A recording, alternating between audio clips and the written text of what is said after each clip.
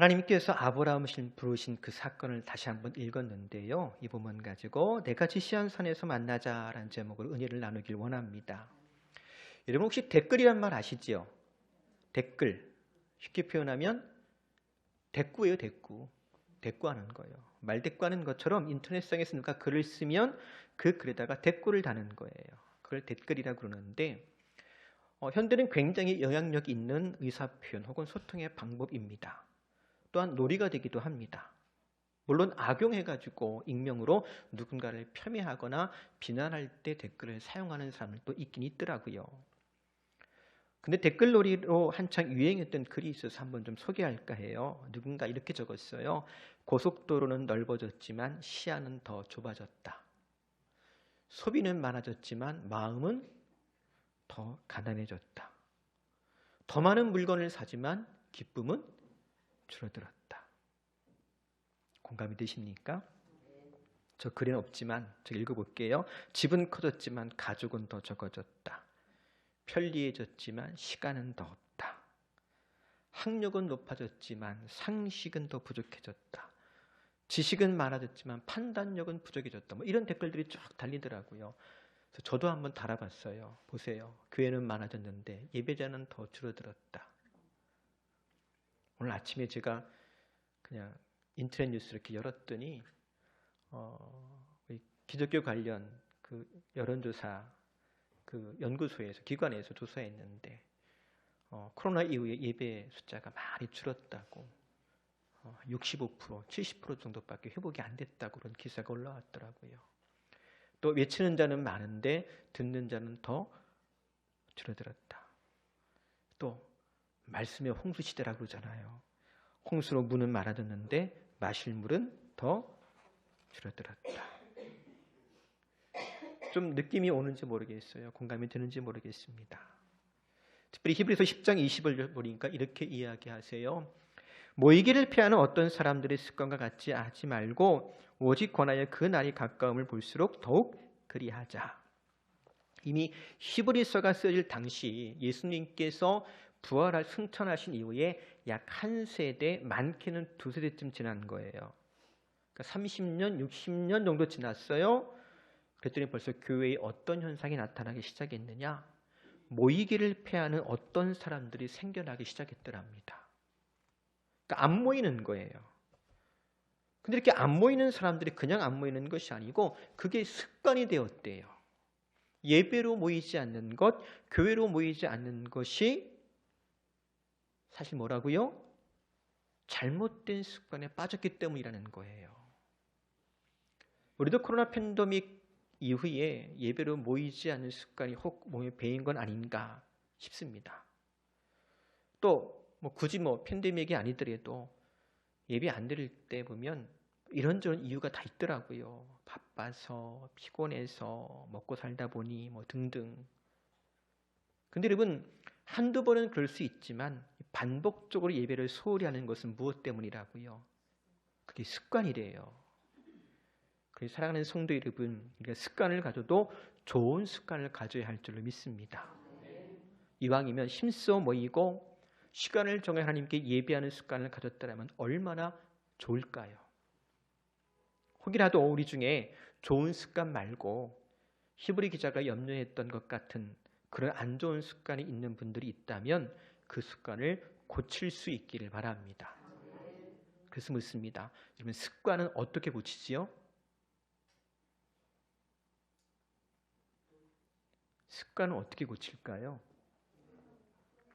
습관은요, 습관으로 고치는 거예요. 방법이 없어요. 예배를 잘 안 드리는 습관이 있는 사람은 예배를 잘 드리는 습관으로 고치는 수밖에 없습니다. 그래서 권하는 사람, 돕는 사람이 필요한 거예요. 혼자서는 안 되거든요. 안 고쳐져요. 작심 3일이래요. 그래서 훈련소에는 교관이 있습니다. 학교에는 선생님이 있고요. 교회에는 그래요. 목사도 있어요. 근데 훈련소 같으면 차렷, 열중샷, 뒤로 돌아, 어라, 앞뒤로 뻗쳐 이렇게 하면 되거든요. 학교에서는 어떻게 합니까? 반성문도 쓰게 하고 혼도 내고 저희 때는 어떻게 했냐면 매도 많이 맞았어요. 그렇죠? 네. 그럼 교회는 어떻게 할까요? 그렇죠. 훈련소처럼 하면 싫을 거죠? 네. 맞아요. 훈련소처럼 할 수도 없고 학교처럼 할 수도 없으니까 권합니다. 성경에도 보면 권하라고 이렇게 히브리서 말씀 보면 권하여라고 말씀하고 있는 걸 볼 수가 있어요. 권한다는 말이 영어 성경 보면 encourage라 되어 있어요. 그러니까 용기를 북돋아 준다는 뜻이 있거든요. 잘할 수 있도록 계속 격려하는 거예요. 뭐 가지고? 하나님 말씀 가지고 격려하는 거예요. 근데 이런 이야기가 있더라고요. 대한민국에서 설교를 제일 잘한다라고 하는 목사님들을 꼽으면 꼭 빠지지 않는 분이 있어요. 지국촌교회에서 담임하시다 은퇴하신 이동원 목사님. 이동원 목사님께서 하신 유명한 말이 있습니다. 내 설교 듣고 설교 좋다는 사람은 수없이 많은데 내 설교 듣고 변한 사람은 별로 없더라. 어떻습니까? 이 말이 맞는 말일까요? 틀린 말일까요? 바라기엔 전 틀린 말 되었으면 좋겠습니다. 하나님께서 우리에게 허락한 이 시간, 우리 귀한 말씀을 나누는데 그냥 한 번 듣고 흘려버리는 공허한 소리가 되지 아니하고요. 우리 삶을 변화시키는 하나님의 능력의 말씀이 될 수 있기를 소망합니다. 아멘. 뭐 그렇다고 저를 대한민국에서 설교를 제일 잘하는 목사 만들라는 소리는 아니에요. 네, 그렇죠? 그렇게 말씀의 은혜를 사모하고 성령 가운데서 우리 가운데서 일하시기를 소망합니다. 오늘 함께 읽은 말씀 보면 하나님께서 아브라함 독자 이삭을 바치라고 하시는 유명한 사건이 기록되어 있습니다. 이 사건이 예배적인 측면에서 우리에게 굉장히 중요한 교훈을 주는데요. 특별히 성경에 수많은 예배가 또 제사가 등장하지만 예배라고 하는 단어가 최초로 사용된 것이 오늘 본문이에요. 22장 5절 볼까요? 이에 아브라함이 종들에게 이르되 너희는 나귀와 함께 여기서 기다리라. 내가 아이와 함께 저기 가서 예배하고 우리가 너희에게로 돌아오리라 하고. 사실 그 이전에 가인과 아벨의 제사로부터 시작해서 제물을 드렸다 혹은 단을 쌓았다라는 표현이 있습니다만 물론 그 모든 것이 다 예배를 의미하잖아요. 그렇지만 예배라는 단어가 콕 집어서 등장한 건 여기가 처음이에요. 그래서 아브라함이 비로소 예배라는 단어를 처음으로 사용했더랍니다. 예배, 히브리 말로는 샤차란 단어입니다. 그 뜻이 무엇이냐면 절하거나 무릎을 꿇거나 고개를 숙이거나 혹은 땅에 엎드리는 모습을 가리켜서 샤차라고 그래요. 그러니까 예배한다라고 하는 것은 결국 하나님 앞에 어떻게 한다고요? 네, 하나님 앞에서 무릎을 꿇거나 절을 하거나 고개를 숙이거나 엎드리는 것을 의미하는 거예요. 하나님께서 그 예배의 자리로 지금 아브라함을 부르시는 거예요. 그리고 저와 여러분도 그렇게 예배의 자리로 불러주셨음을 믿습니다. 우리가 아브라함을 기억할 때에 흔히 믿음의 조상 아브라함 그러잖아요. 근데 아브라함을 믿음의 조상으로 기억하는 몇 가지 이유가 있습니다. 첫째는 무엇이냐면 그가 하나님의 부름을 받을 때 갈 바를 알지 못하고 본토 친척 아버지 집을 떠났다라고 하는 거예요. 믿음의 행동이 있었던 것이지요. 또 한 가지 아브라함은요. 가는 곳마다 뭘 했더랍니까? 단을 쌓았더라. 혹은 여호와의 이름을 불렀더라 라고 성경이 말씀해 주고 있어요. 즉 그가 가는 곳마다 뭐 했다는 뜻이겠습니까? 예배했다는 거예요. 창세기 12장 8절 볼까요? 거기서 베델 동쪽 산으로 옮겨 장막을 치니 서쪽은 베델이요 동쪽은 아이라. 그가 그곳에서 여호와께 제단을 쌓고 여호와의 이름을 불렀더라. 뭘 말합니까? 아브라함은요 예배 생활 잘했던 사람이에요. 누가 시키지도 않았는데 자기에게 나타나신 하나님, 자기에게 복 주신 하나님께 예배할 줄 아는 사람이었습니다. 그래서 요즘 말로 이사 가면 제일 먼저 하나님께 예배를 드렸고요. 심지어 전쟁에 나가 승리하고 돌아올 때는 누가 시킨 것도 아닌데 율법이 있기 전에 이미 11조를 드릴 정도로 하나님을 경외할 줄 아는 사람이었습니다. 마치 누구처럼? 이럴 때 이렇게 하는 거예요. 누구처럼? 나도 그러잖아, 그치요? 네. 근데 하나님께서요 어느 시점에서 아브라함을 다시 특별한 예배의 자리로 초청하십니다. 아브라함이 예배를 드리지 않았거나 혹은 예배 생활에 소홀했기 때문이 아니에요. 다만 하나님께서는 이 사건을 통해서, 그 초청을 통해서 아브라함에게 아주 특별한 경험을 갖게 하십니다. 이제까지 예배는 아브라함이 자발적으로 드리는 예배였다면 오늘 하나님께서 아브라함에게 예배를 요구하세요. 그리고 우리는 이 사건을 통해서요, 예배를 통한 하나님의 요구가 무엇인지를 배울 수 있습니다. 먼저 2절에 보니까 이렇게 적습니다. 같이 읽을까요? 여호와께서 이르시되 내 아들 네 사랑하는 독자 이삭을 데리고 땅으로 가서 내가 내게 일러준 한 산 거기서 그를 번제로 드리라. 하나님께서 두 가지를 말씀하세요. 하나는 장소를 말씀하십니다. 하나님께서 아브라함에게 예배를 드리라고 하시면서 구체적인 장소를 지시하세요. 이제까지 한 번도 없었던 일이에요. 그 장소가 어디입니까? 내가 내게 일러준 산. 오늘날 우리가 그 산을 뭐로 알고 있어요? 지금 말씀하신 것처럼 모리아산, 예루살렘 북동쪽에 있는 그 모리아산으로 알고 있습니다. 훗날 다윗도 여기서 단일사 하나님께 예배했고요, 솔로몬은 그곳에다가 성전을 지었습니다. 근데 그것 아세요? 오늘날 하나님께서 저와 여러분에게도 일러준 그곳이 있습니다. 거기가 어딜까요? 여기에요. 믿으세요? 이해하고 들으세요. 장소 얘기가 나왔으니까 이해하고 들으십시오. 저는 이런 공간에서 예배 드려본 경험이 전혀 없어요. 여러분도 아마 마찬가지일 것 같아요. 그렇죠? 예배당 하면 우리가 그려진 이미지가 있잖아요. 근데 우리 부평지일교회 왔더니 제가 한 번도 상상하거나 경험하지 못한 예배 공간에서 예배를 드리는 거예요. 근데요, 제가 첫 주일 이렇게 뒤에 앉아 예배를 드렸잖아요. 1부, 2부, 3부. 어디서 그렇게 꾸역꾸역 모이는지. 제가 은혜 받았어요. 하나님께 이런 고백을 했어요. 하나님, 내가 목사고 제가 실천신학 전공해서 목회학 가르치고 선교학 가르치고 하거든요. 학교에서.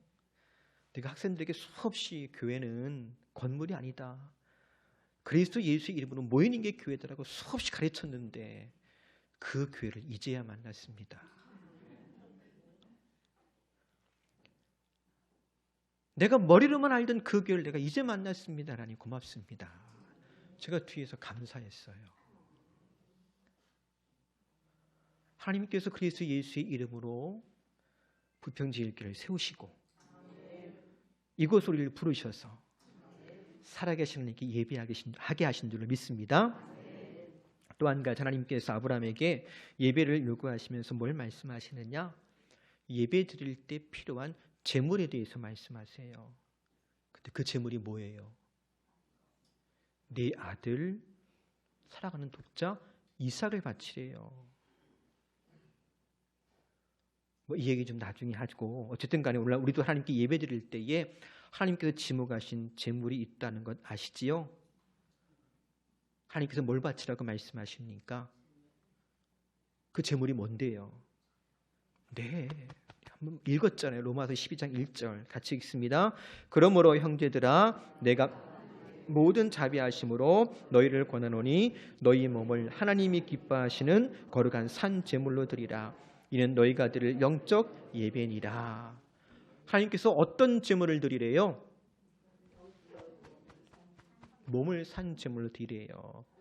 그래서 이 몸이 뭐라고 그랬지요?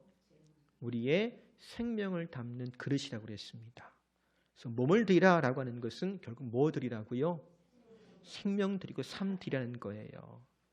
우리 자신 하나님께 드려져야 될 제물인 거예요. 우리가 부평제일교회에서 우리 삶을 드리고 생명을 드려서 하나님께 예배할 수 있기를 바랍니다. 자, 이렇게 하나님께서 아브라함에게 예배에 관한 특별한 요구 두 가지 말씀하세요. 이 두 가지를 가리켜 뭐라고 말할 수 있냐면 외적인 요구라고 말할 수 있을 거예요. 그래서 장소가 나오고 제물이 등장하는 거예요. 그리고 시간 지나면서 이런 외적인 형식의 세분화되고 있는 걸 보게 됩니다. 그러면서 예배의 형식이 자꾸 발전해요. 오늘 주일 낮예배도 조금 지난주와 달랐죠. 다음 주엔 또 달라진 게 있을 거예요. 한꺼번에 확 바꾸면 긴장하실까봐 제가 조금씩 하나씩만 바꿀게요. 네. 자, 구약 성경도 보면 이런 예배가 레위기에 보면 굉장히 복잡해진 걸 볼 수가 있어요. 뭐 그렇지만 어쨌든 간에 예배 속에 그 장소의 문제하고 제물의 문제는 변함없는 외적인 형식을 이루고 있는 걸 볼 수가 있습니다. 그렇다면 왜 하나님께서 이 같은 외적인 형식을 요구하셨을까? 다른 것 아니에요. 항상 형식이라고 하는 것은요, 형식 그 자체가 목적이 아니에요. 사실은 그 형식 속에 뭘 담는 거예요? 내용을 담는 거예요. 사람도 마찬가지잖아요. 이만하면 그냥 봐줄만 하지요.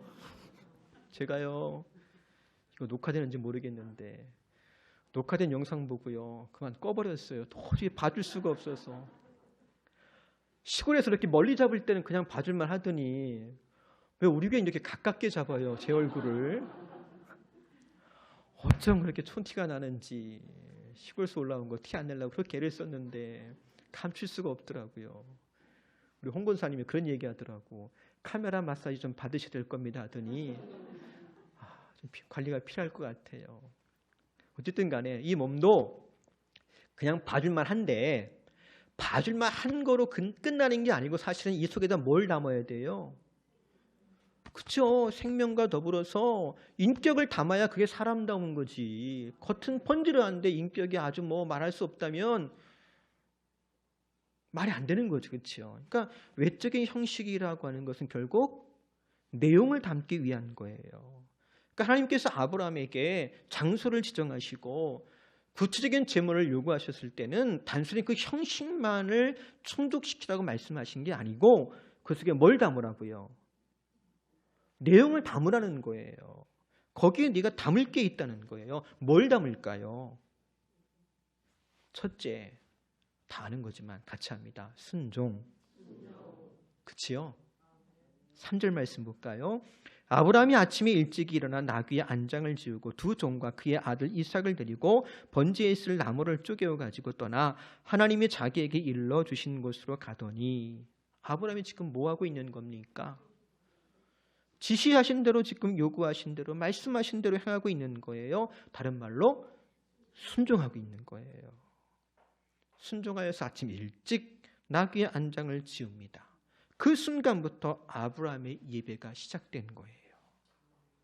산꼭대기 올라가서 단을 쌓고 이삭을 단 위에 올려놓고 칼을 들었을 때 순종하는 게 아니고요, 아침 일찍 일어나 나귀의 안장을 짓는 그 순간부터, 그의 첫걸음부터가 예배의 내용이고요, 그의 순종이 시작된 거예요. 사랑하는 성도 여러분, 아브라함의 예배 속에는요 순종이 있었습니다. 내가 지시한 산에 가서 독자 이삭을 바치라고 할 때 하나님의 요구는 실은 순종을 요구하신 거예요. 그리고 이삭을 드리기까지 순종한 그 아브라함의 순종을 하나님께서 받으신 줄로 믿습니다. 오늘 우리가 드린 예배도 마찬가지예요. 저와 여러분도 예배자로 부름을 받았잖아요. 그렇지요? 지금도 하나님께서 참으로 예배하는 자, 영과 진리로 예배하는 자를 찾고 계심을 믿으시지요? 그렇다면 우리가 마땅히 하나님께 예배해야 되는데 우리가 그 예배라고 하는 이 형식 속에 담아야 될 건 뭐라고요? 순종이에요. 우리의 순종을 하나님께서 기쁘시게 받으실 줄로 믿습니다. 또 2절 볼게요. 다시 한번 읽습니다. 여호와께서 이르시되 내 아들 내 사랑하는 독자 이삭을 데리고 모리아 땅으로 가서 내가 네게 일러준 한 산 거기서 그를 번제로 드리라. 제물인데요, 아들이 제물 드리라는 거예요. 근데 아들도 그냥 아들이 아니에요. 어떤 아들이에요? 독자 다음에 사랑하는 이삭이에요. 무슨 뜻입니까? 하나님께서요 이삭을 매개체 삼아가지고 하나님께서 아브라함에게 물으시는 거예요. 아브라함아, 너 이삭보다 나를 더 사랑하니? 그렇게 묻고 계신 거예요. 그때 아브라함이 어떻게 대답합니까? 예배를 통해서요, 그러면 하나님, 저는 내가 사랑하는 독자 이삭보다 하나님을 더 사랑합니다 라고 했으니 그의 예배는 순종을 넘어서 하나님을 향한 사랑의 고백이 된 줄로 믿습니다. 우리가요, 외적인 예배 형식에 담아야 될 두 번째 내용이 뭐라? 하나님을 향한 우리의 사랑을 담는 거예요. 여러분, 하나님 사랑하십니까? 우리 주님께서 율법의 대강령을 말씀하시면서 몸과 마음과 뜻과 정성을 다해 혹은 힘을 다해 주 너희 하나님을 사랑하라고 말씀하시었는데, 하나님 사랑하세요? 어떻게 사랑하세요? 내가 하나님을 사랑한다고 어떻게 표현하시겠어요? 예배하세요. 예배하세요.